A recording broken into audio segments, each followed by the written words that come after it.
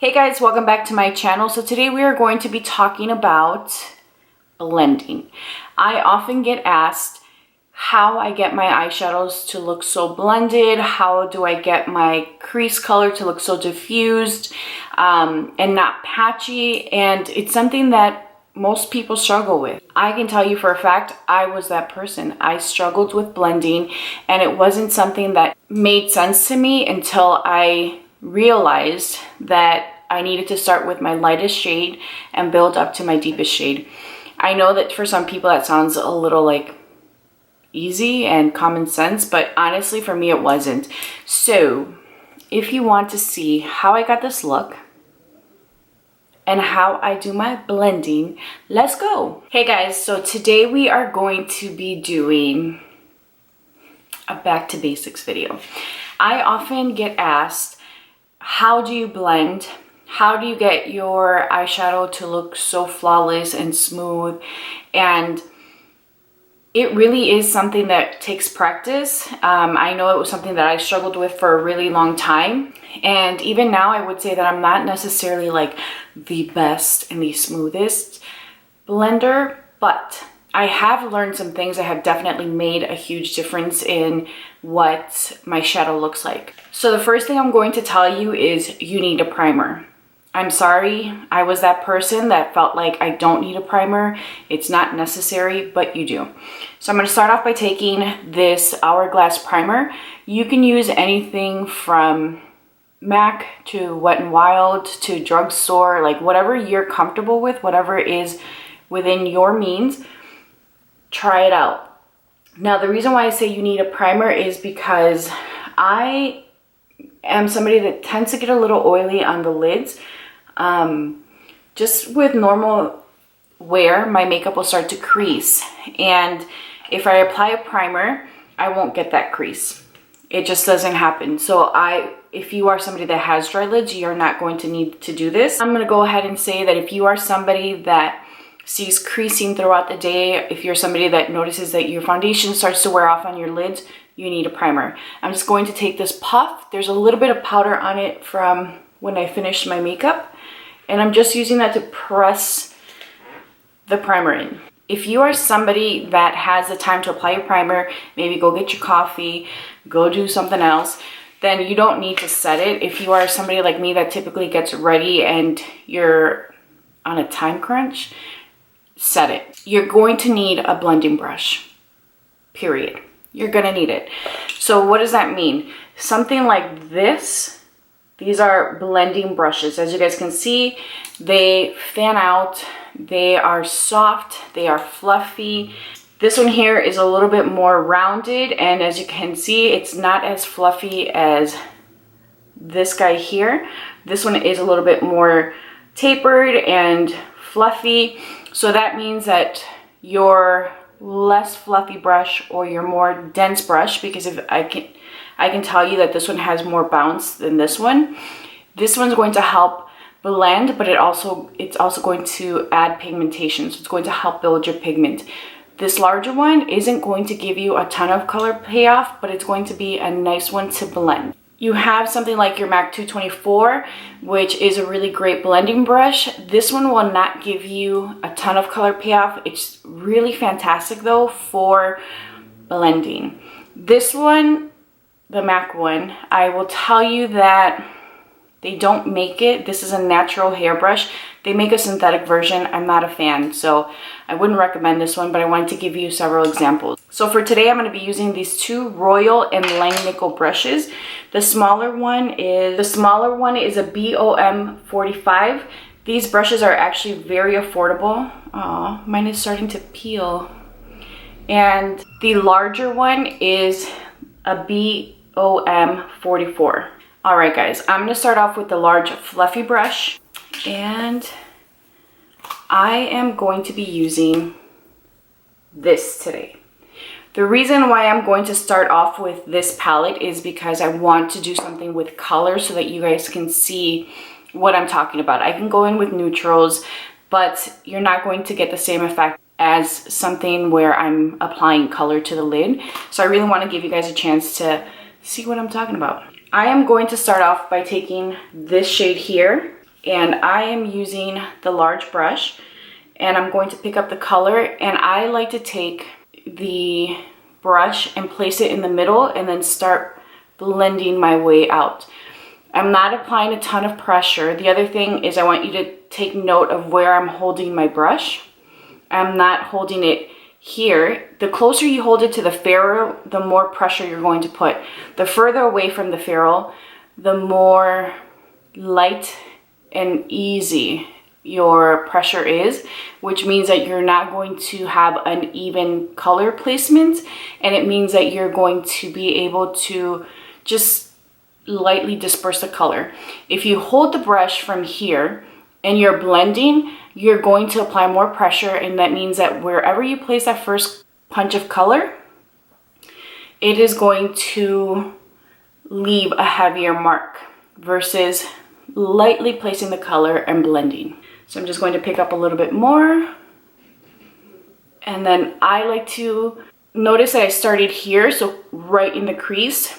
When I picked up a little bit more, I'm taking it just a little higher. And the reason is because I'm taking some more of that shade and product, and I'm using the same color to blend the color out. I hope that makes sense. This is what we're looking like. So we're gonna do the other eye. Again, I'm gonna pick up the product. I'm placing it right in the crease in the center, lightly blending it out, and then I'm working the color up to the brow bone. And again, it's all preference. Some people like to keep the color right under the crease. I like to bring it up just slightly, and again, I picked up a little bit more, and I'm using the same color to blend that shade out. I know it sounds kind of crazy, but it just helps with making sure that the color is smooth and blended. And whenever you think that you've blended enough, you have not. I want to also mention that some of us have a little bit of a hooded eye or have a little bit of a saggy eyelid, and you're going to see that it looks a little patchy. A trick for that is tilt your head back a little bit, take your brush, and then just run the color through your problem area. For me, it's here. So I like to tilt. You guys will see me do this a lot in my videos. Tilt my head. And then now I'm just doing circular motions to really make sure that I get into that little crease and crevice. And this is what it looks like. Again, whenever you think you're done blending, just blend a little more. It doesn't kill you. I brought you guys in a little closer.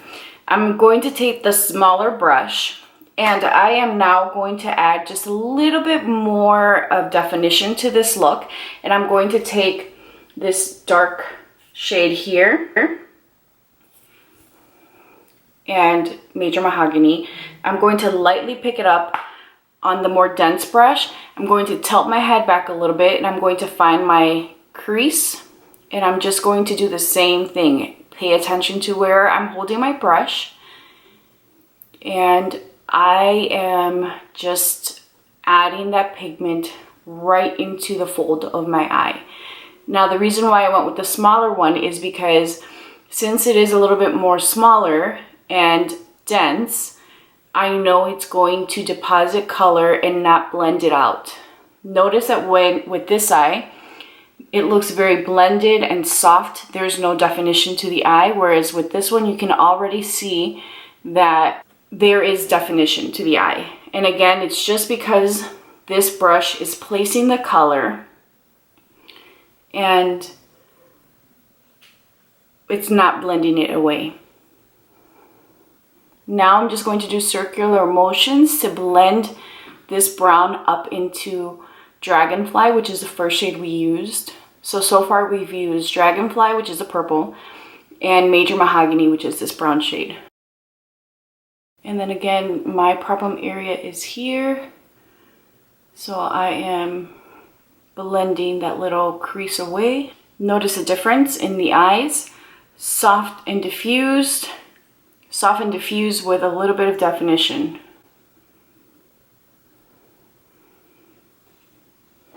Alright guys, so this is what the eye look is looking like, and as always, when you think you're done blending, you're not. I'm going to take the same dense brush and I'm going to pick up Major Mahogany, which is the brown shade that we use. I'm going to show you guys what I mean. This brush, again, because it's a little bit more dense, is going to pack and build color. Voila. So I can use this brush to blend. I can use this brush to place color. See? If I were to take a larger, fluffier brush, I wouldn't get color placement. I would get a very soft and diffused eye. If you want to create a soft, smoky eye, you totally could take a blending brush, a larger, fluffy brush, and take one color and just pop that shade all over the lid, and it would give you a really pretty, soft, smoky eye. I'm just taking this color a little bit further up into the crease. I'm going to take my large fluffy brush, I've cleaned it off, and I'm going to run this. Gosh, you can feel the difference. This one's so soft in comparison to the more denser brush. It's not like hard, but it's definitely firmer than this one. And I'm just going to take the fluffy brush and blend because it blends the shadow away, or it softens it. So now I'm going to take Bronze Nebula, which is this shade here. And I'm going to use a flat eyeshadow brush. Let me just show you guys. So it looks like.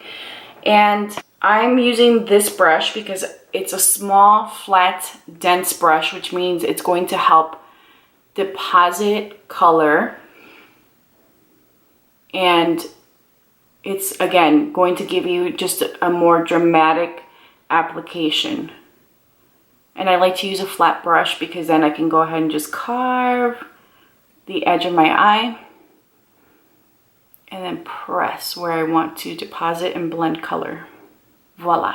And already this is what the eye look is turning out like, and I love it. I'm going to take my brush and wet it just with a little bit of a spray, and I'm going to pick up that same color and I am going to just intensify this. You don't need to do this. This is just me being a little extra because I really want it to pop. And I'm pressing. Pressing is going to help build your pigmentation. Dragging or doing any kind of blending motion is going to give you just a very sheer blend. So if you want pigmentation, press. And that goes also for using the fluffy brush to build up your color. If you want to build up color, press. Do not use any kind of blending motion for it.